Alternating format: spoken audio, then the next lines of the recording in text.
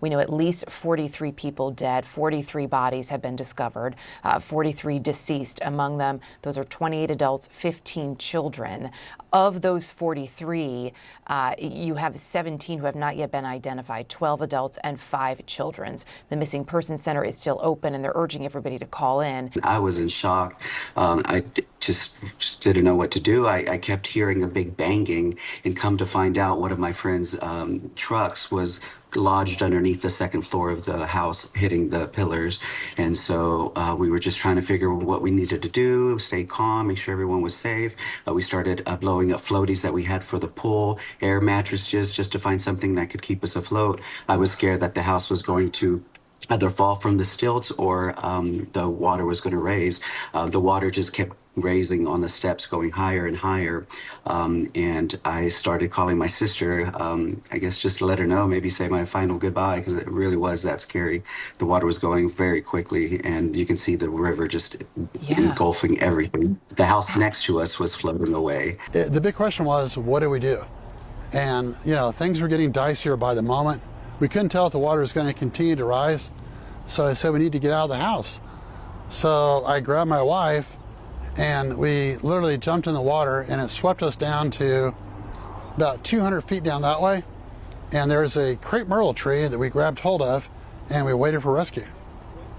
I literally pulled up my waterproof phone and started calling people going, hey, get Swiftwater Rescue to come get us, because we are like in extremis. We are in bad shape. I never knew that it could do that. I've seen it come up a little bit. I've seen it cover over the hike and bike trail there, but I've never seen it come up any further than that. And yeah, this is like a once in, I don't know, 200-year kind of flood. Yeah, so this is very unusual.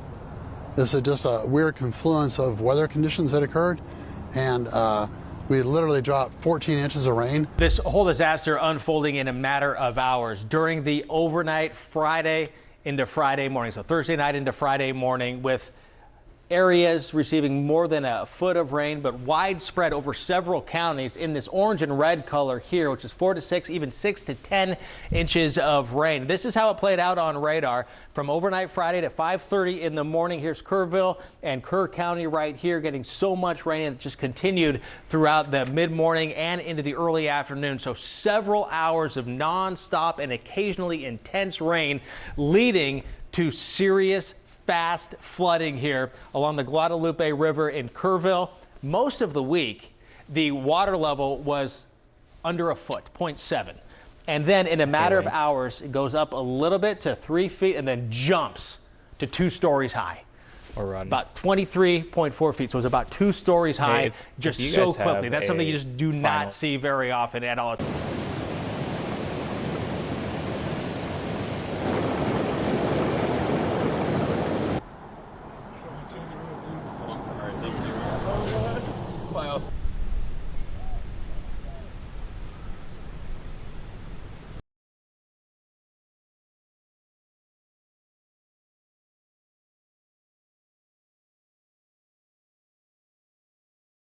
We prayed that all 4 of them are still alive.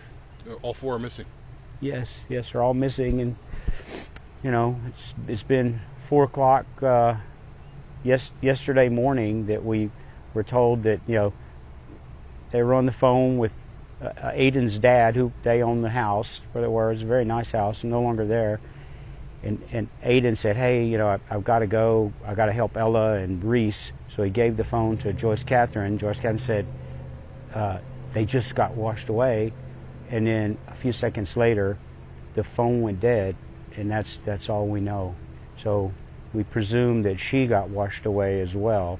And if you go back to where the house is, it's not a good sign. And that's why I was telling you, my son and I were walking, and I thought it was a mannequin. It was a little boy, about 8 or 10 years old, and he was dead. So we just... You saw that this morning? Yes. So we, you know, we're just walking and doing the same thing we were doing. Look, you know, when we stumbled across him. But hopefully we can find our children, our daughter and her friends, alive. So anyway, I ask you if you would pray, and whoever watches this thing, pray. One of the areas hit hardest is Camp Mystic, a girls' summer camp in Kerr County, Texas. 27 of the missing are children from that camp. The parents of 2 young girls confirmed to CNN that their daughters have died. 13-year-old Blair Harper and 11-year-old Brooke Harper. Their family tells us that Blair was a, quote, gifted student and had a very generous, kind heart, while Brooke was a, quote, light in any room. People gravitated to her and she made them laugh and enjoy the moment. Other campers confirmed dead include 9-year-old Janie Hunt, who you see here, 9-year-old Lila Bonner, Sarah Marsh, and 8-year-old Renee Smutstrella, seen in this photo. Her family confirmed her death to CNN, and her uncle told us that it's truly, truly devastating. That used to be a trail. This is bad. Oh my gosh.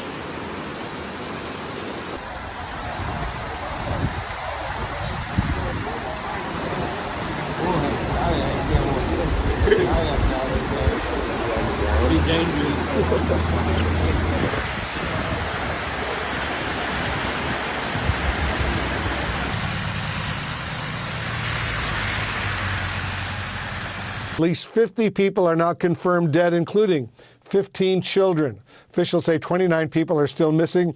Right now, rescues are taking place in several parts.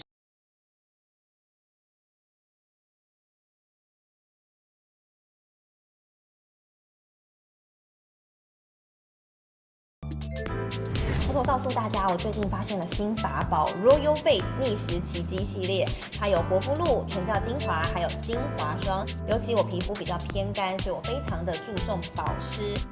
保湿做得好，肌肤自然烹润。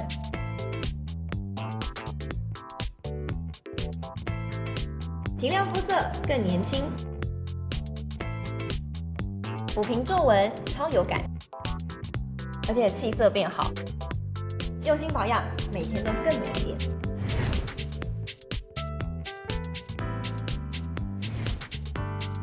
美吧。